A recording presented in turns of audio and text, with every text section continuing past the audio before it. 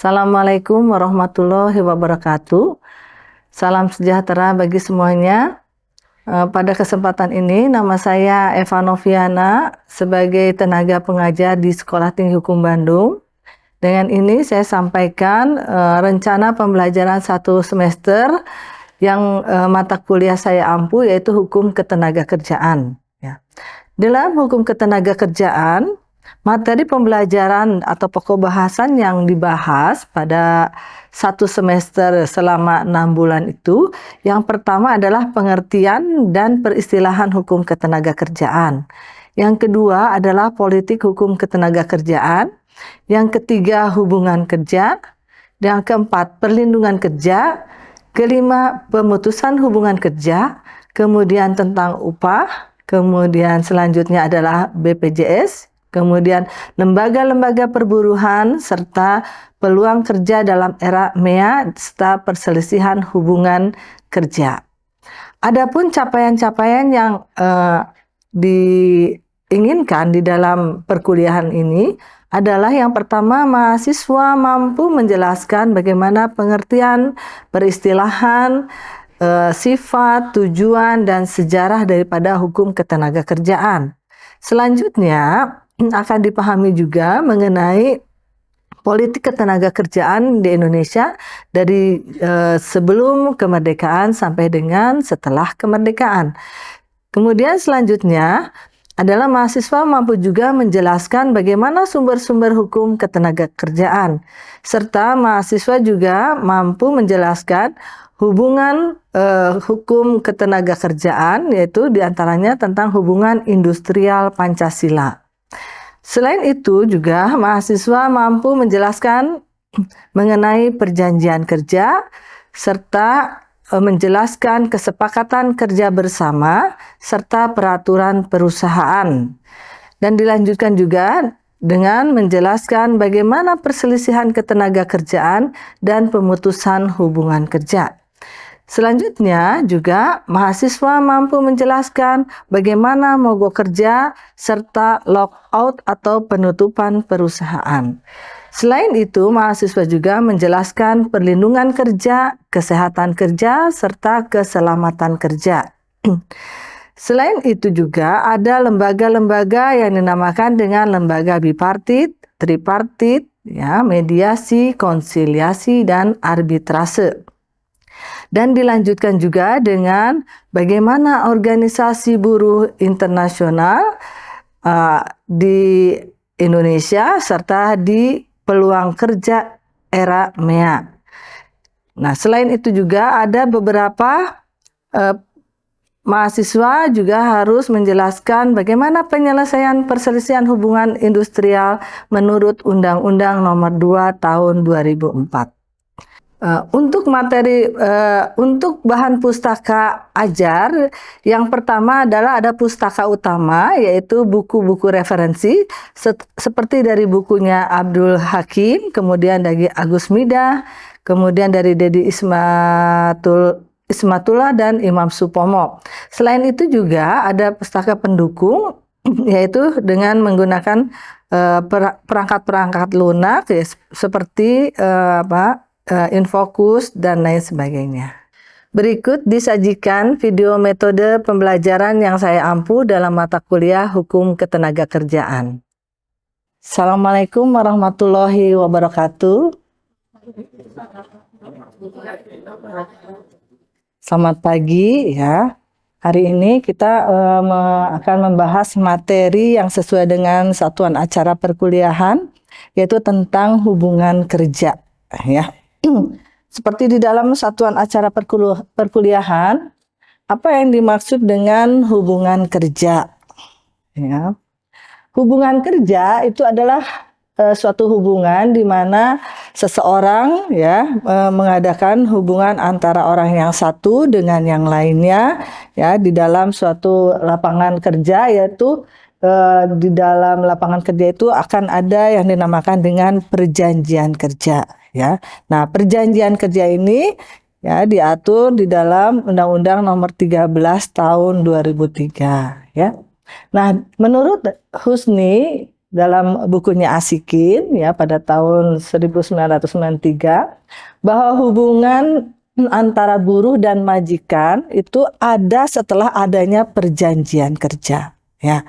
Nah, perjanjian kerja ini di mana pihak buruh itu mengikatkan dirinya ya kepada siapa? Majikan ya untuk bekerja dengan mendapatkan upah, dan begitu juga majikan menyatakan kesanggupannya ya untuk mempekerjakan buruh ya dengan cara membayar upah ya. Nah, di dalam hubungan kerja kalau kita lihat itu terdapat beberapa hak dan kewajiban ya, karena di dalam hubungan kerja itu terdapat suatu perjanjian kerja ya, di mana perjanjian kerja itu berisi hak dan kewajiban ya. Kalau kita lihat di dalam perikatan itu ada yang dinamakan dengan prestasi ya. Nah, di dalam hubungan kerja ini atau dalam perjanjian kerja itu prestasi itu apa saja? Adalah hak dan kewajiban. Ya, hak dan kewajiban ini tidak hanya sepihak, tetapi hak dan kewajiban baik itu dari buruh ataupun dari majikan atau pengusaha, ya. Nah, kita lihat kewajiban para pihak menurut KUH Perdata bahwa hak pekerja atau buruh merupakan kewajiban juga pengusaha dan sebaliknya. Hak pengusaha merupakan juga kewajiban bagi pekerja atau buruh, ya. Yang pertama adalah kewajiban pekerja atau buruh, ya. Yang pertama adalah melaksanakan tugas pekerjaan sesuai yang diperjanjikan yang sebaik-baiknya. Ya, sebaik-baiknya di sini adalah bahwa di dalam perjanjian kerja itu sudah jelas apa yang akan dipekerjakannya. Ya, kita lihat di dalam pasal 1603 Kitab Undang-Undang Hukum Perdata. Kemudian yang kedua, melaksanakan pekerjaannya sendiri tidak dapat digantikan oleh orang lain tanpa izin pengusaha. Nah, di sini maksudnya adalah apabila saudara misalnya pada saat bekerja tidak bisa melaksanakan pekerjaan, maka pekerjaan itu tidak boleh dikerjakan oleh orang lain tanpa seizin dari pengusaha. Ya, otomatis di situ ya ada di dalam pasal 1603 KUH Perdata. Yang ketiga adalah menaati peraturan dalam melaksanakan pekerjaan. Nah, selain di dalam pasal 1603 KUH Perdata juga tentunya ada di dalam Undang-Undang Ketenagakerjaan nomor berapa? Nomor 13 tahun 2003 ya. Tuh. Selanjutnya mentaati peraturan tata tertib, dibuatkan tata tertib ya, tata cara bagaimana pekerjaan itu ya harus dilaksanakan oleh pekerja ya. Di situ ada di dalam pasal 1603C KUH Perdata ya. Jadi kalau kita bekerja itu sudah jelas bagaimana nih tata tertibnya, masuk jam 7 misalnya. Biasanya pekerjaan itu dilaksanakan selama 8 jam ya. Kalau masuk jam 8 nanti pulangnya jam 4. Kalau masuk jam 7 pulangnya jam 3. Yaitu 8 jam kerja. Setiap pekerja itu hanya dibolehkan melaksanakan pekerjaan hanya 8 jam satu hari. Selanjutnya adalah melaksanakan tugas dan segala kewajibannya secara layak ya. Layak di sini berarti bahwa pekerjaan itu memang sesuai dengan porsi atau kemampuan pekerjanya. Jangan sampai misalnya kalau saudara sebagai sarjana hukum melakukan pekerjaan misalnya bagian cleaning service misalnya. Itu kan berarti tidak layak sebetulnya. Jadi harus jelas ya, harus layak yang dipekerjakan. Ini ada di dalam pasal 1603 Kitab Undang-Undang Hukum Perdata ya, bagian D-nya. Nah, kemudian yang keenam adalah membayar ganti rugi atau denda. Apa maksudnya, kenapa dalam bekerja itu harus ada ganti rugi dan denda? Nah, di dalam hal melaksanakan pekerjaan, kadang-kadang pekerja pun selalu lengah ya, kemudian terjadi kecelakaan kerja yang memang kadang-kadang ada yang disengaja ataupun yang tidak disengaja. Nah, syarat biasanya di perusahaan apabila misalnya produksi itu misalnya banyak, ternyata produksi dari 300 misalnya kaos kaki ternyata hilang 50 piece misalnya, itu harus berikan tanggung jawab kepada siapa? Kepada pekerjanya, ya, karena harus memiliki tanggung jawab yang jelas, ya, seperti itu. Kemudian sekarang bagaimana kewajiban pengusaha, ya? Nah, pengusaha itu mempunyai kewajiban untuk membayar upah kepada pekerja, ya. Upahnya biasa upah harian atau bulanan, ya, seperti itu. Itu diatur dalam 1602 KUH Perdata. Yang kedua juga mengatur pekerjaan dan tempat kerja. Ya, tempat kerjanya harus layak, harus jelas di mana ditempatkan kerjanya, misalnya seperti itu. Yang ketiga memberikan cuti atau libur, ya. Pada dasarnya pekerja itu kalau tiap hari bekerja tentu ada masa jenuh, ya, masa bosan. Seperti kalian juga kan misalnya dalam satu semester kan ada bosannya, ya, capek ya. Dalam satu semester 14 kali pertemuan tentu ada istirahat, ya. Apalagi nanti ujian mulai Januari itu saudara harus belajar, ya. Jadi diberikan ada libur, ya, libur selama 2 minggu. Begitu juga di dalam pekerjaan, ya. Pekerjaan pun setiap pekerja diberikan waktu cuti, ya, waktu cuti. Biasanya perusahaan-perusahaan yang bonafit waktu cuti itu dibayar, ya, tetapi tergantung dari perusahaannya, ya. Itu ada di dalam pasal 1602 V KUH Perdata.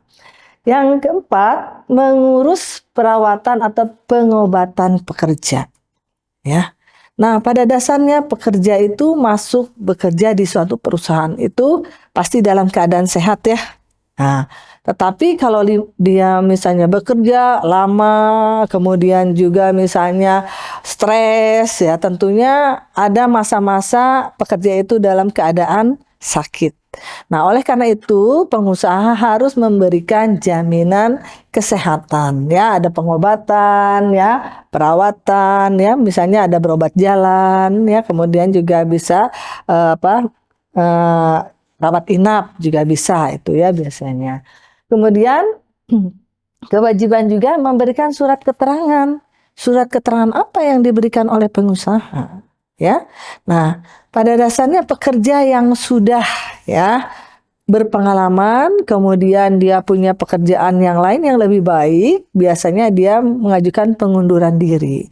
Nah, di dalam pengunduran diri biasanya pekerja itu meminta surat keterangan bahwa dia pernah bekerja di perusahaan di bagian apa. Untuk apa?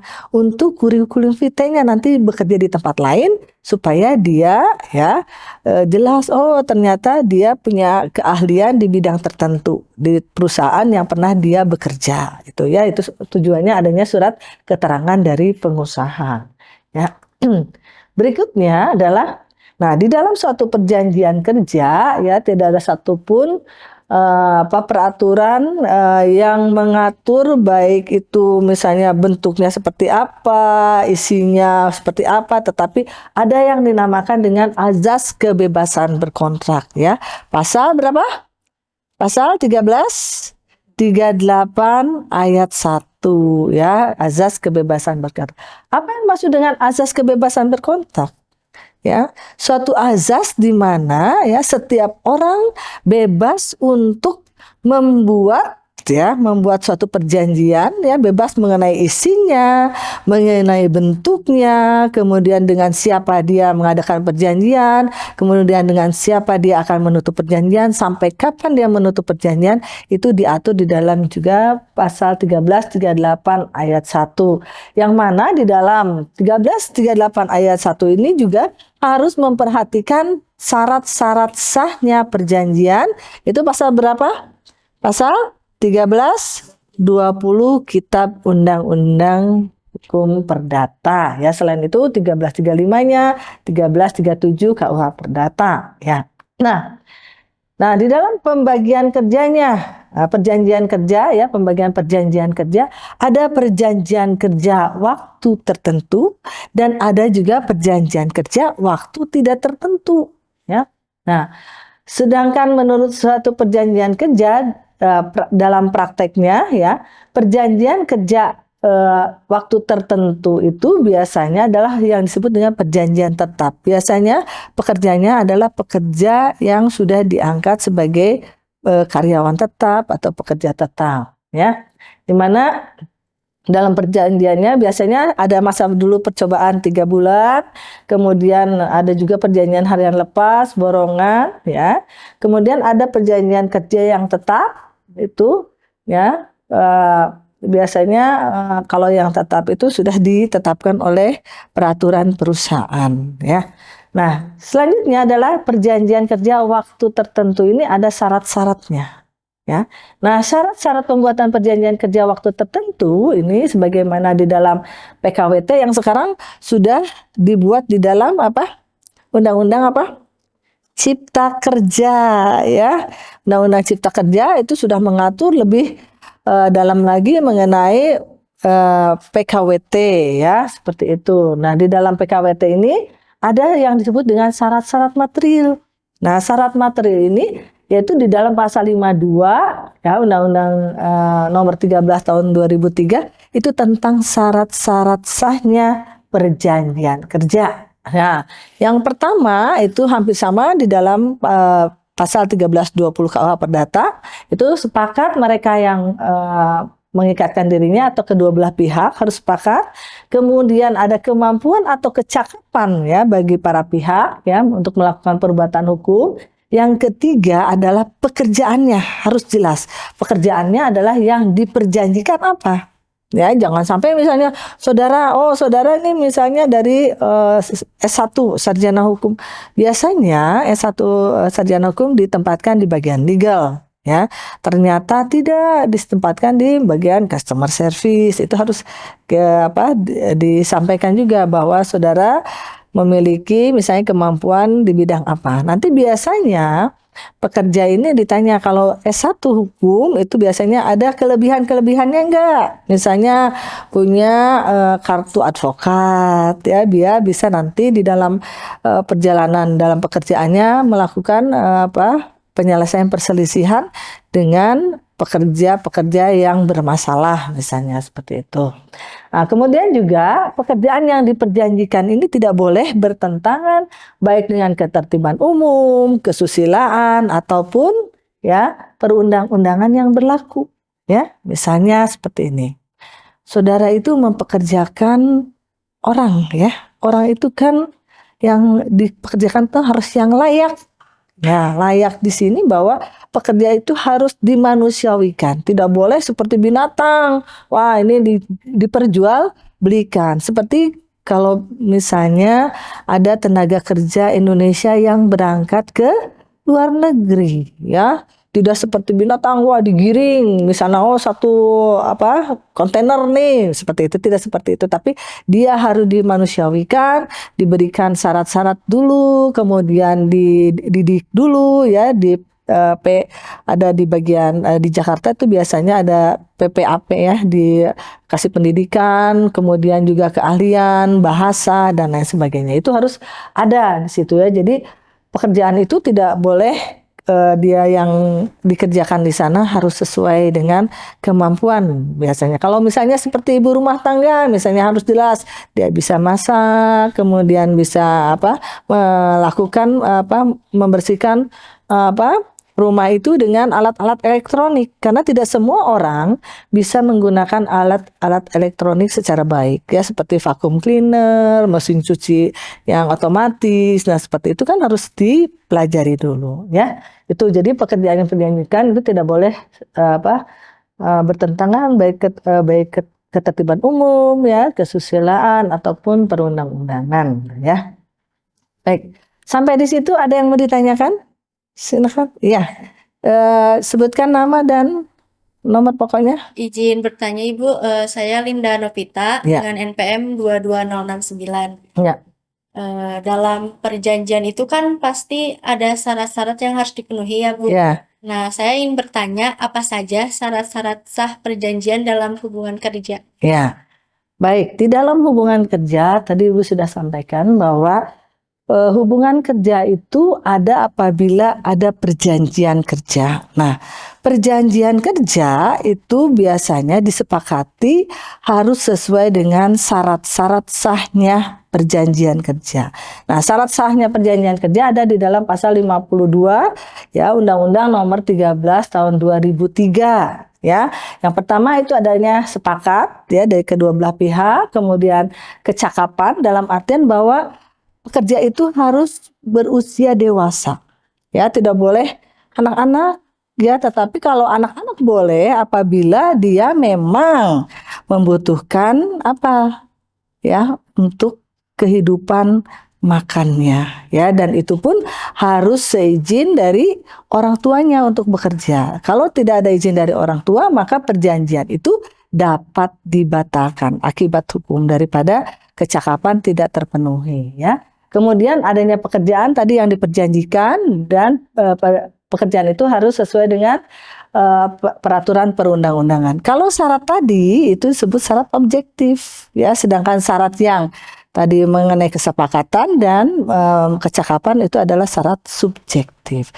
Kalau syarat subjektif tadi kan kalau tidak terpenuhi maka akibat hukumnya perjanjian dapat dibatalkan ya. Tapi kalau syarat objektif maka perjanjian itu sejak semula sudah bertentangan dengan undang-undang, maka dianggap tidak pernah ada ya, dan tidak diperbolehkan oleh undang-undang ya. Nah, jelas. Masih ada lagi yang bertanya? Silahkan. Nama dan nomor pokoknya. Izin bertanya, nama saya Fasya Putri Handiansyah dengan Ya. NPM 22060. Ya. Mau bertanya, bagaimana akibat hukum apabila syarat perjanjian yang tadi sudah disebutkan tidak terpenuhi? Ya. Tadi akibat hukumnya sudah Ibu sampaikan ya sebagian. Nah, akibat dari sepakat. Sepakat itu apa sih? Sepakat itu ada persesuaian kehendak ya. Keinginan Fasya dengan keinginan pengusaha misalnya harus sama, harus sejalan. Oh, saya Pak mau bekerja. Nah, begitu juga pengusaha membutuhkan keahlian pada Fasya. Nah, kesepakatan itu biasanya diawali dengan pembuatan perjanjian kerja ya, dengan ditandatangani perjanjian kerjanya. Nah, setelah itu dilihat Fasya itu memenuhi enggak kriteria usia. Misalnya sekarang berapa usianya Fasya? 19 tahun. Masih sudah boleh atau tidak bekerja? Boleh ya, masih sudah dianggap dewasa, berarti Fasya sudah boleh bekerja. Berarti sudah ada unsur subjektifnya yang sesuai ya. Kalau tidak sesuai misalnya tadi di bawah umur, nah itu tidak boleh. Akibat hukumnya adalah perjanjiannya dapat dibatalkan. Bagaimana cara pembatalannya?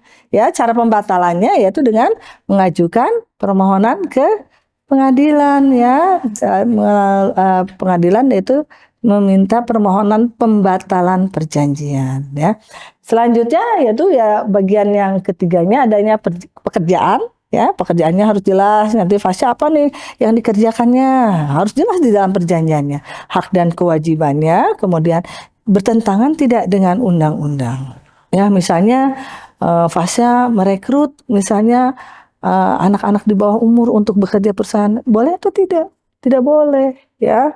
Ya, human trafficking ya. Sekarang kan tidak boleh ya kita memperjualbelikan manusia. Ya, nah itu dengan otomatis bahwa apabila syarat tadi pekerjaan yang diperjanjikannya tidak sesuai dengan undang-undang, maka perjanjian itu bertentangan dengan undang-undang ya, seperti itu ya. Nah, jelas ya Fasya ya. Baik. Pertanyaan berikutnya siapa yang mau bertanya? Silakan, Amel. Ya, nama dan nomor pokoknya silakan. Izin bertanya Ibu, saya Amalia Wahyuning Tias dengan NPM 22091. Mengenai hubungan kerja ini, adakah unsur-unsurnya Ibu? Bila ada, apa sajakah unsur-unsur mengenai hubungan kerja ini? Ya, baik, terima kasih ya Amalia. Unsur-unsur daripada hubungan kerja ya itu biasanya ada beberapa poin ya. Yang pertama itu adalah adanya pekerjaan yang dikerjakannya harus jelas ya, unsur-unsur daripada pekerjaan itu. Ya, kita lihat di sini.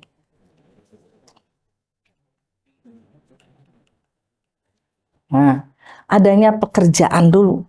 Ya, misalnya kita mau bekerja satu perusahaan, ini pekerjaannya apa nih di perusahaan ini sebetulnya? Kita harus tahu dulu. Jadi tidak misalnya kita yang penting masukin lamaran untuk bekerja.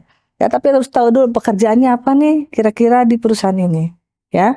Keduanya adanya perintah orang lain. Kalau kita bekerja itu pasti ya bekerja pada orang lain itu pasti ada di bawah perintah orang lain. Kecuali misalnya saudara punya wirausaha, nah saudara pasti jadi pengusahanya tentu ya. Jadi kalau misalnya saudara bekerja dengan orang lain, pasti ada unsur perintah orang lain.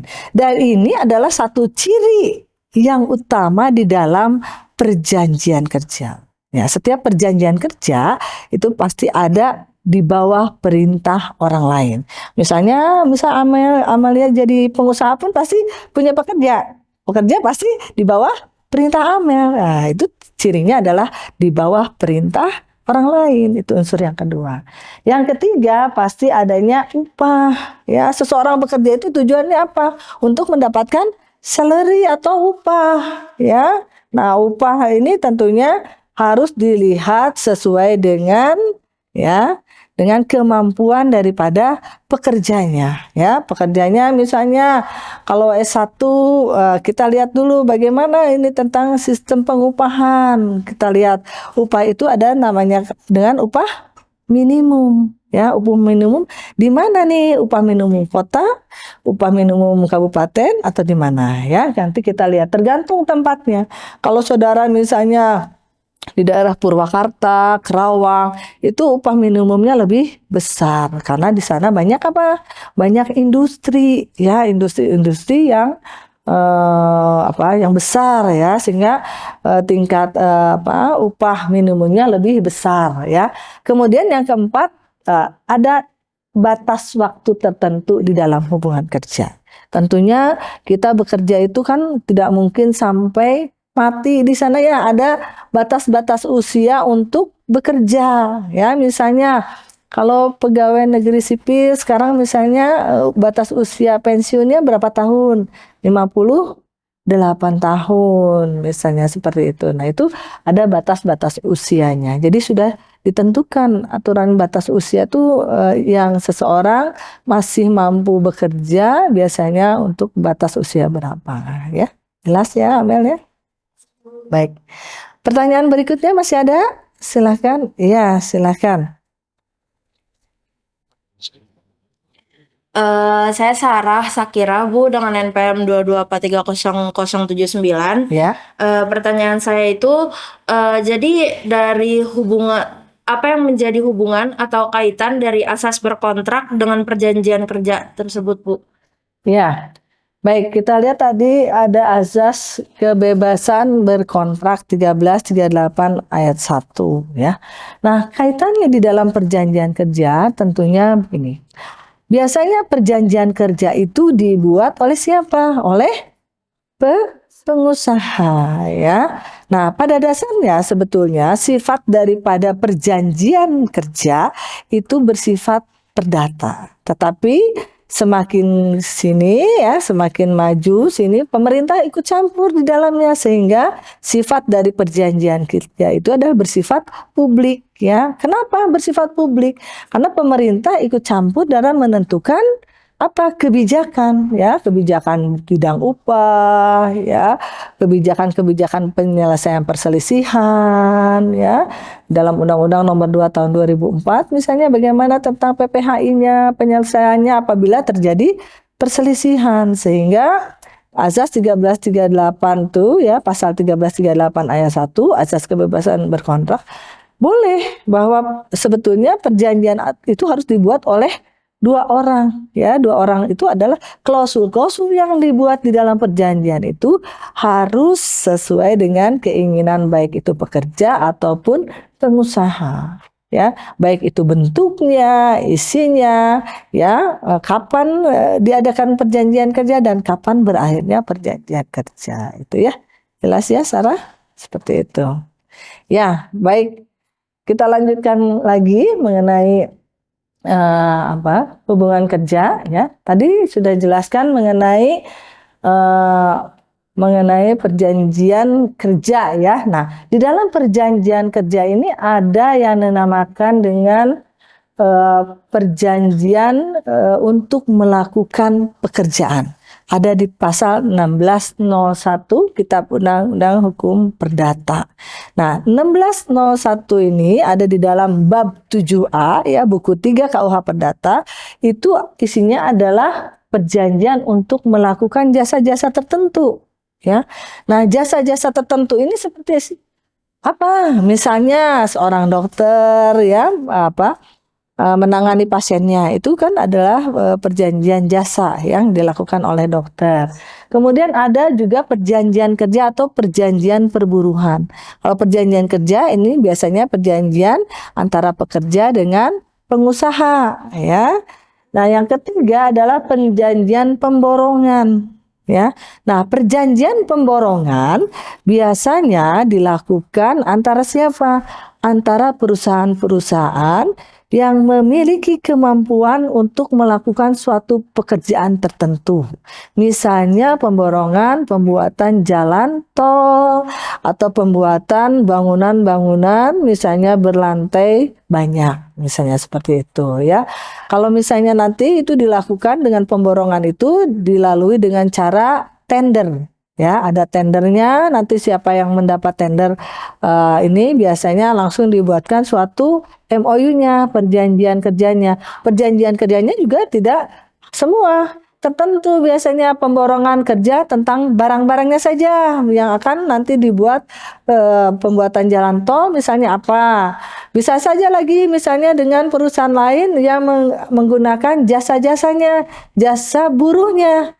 Itu biasanya berbeda, ditenderkan juga ya, antara buruhnya dengan barang-barangnya itu biasanya berbeda. Tetapi bisa saja keseluruhan itu ditenderkan dalam satu perusahaan ya, dan itu biasanya dilihat dulu dari beberapa pengajuan-pengajuan dari perusahaan yang biasanya orang kan lebih memilih lebih murah ya, kualitasnya sama ya, dan lebih baik ya. Tapi pada dasarnya ya, kita lihat sendiri kadang-kadang ya pasti ada yang dikecewakannya oleh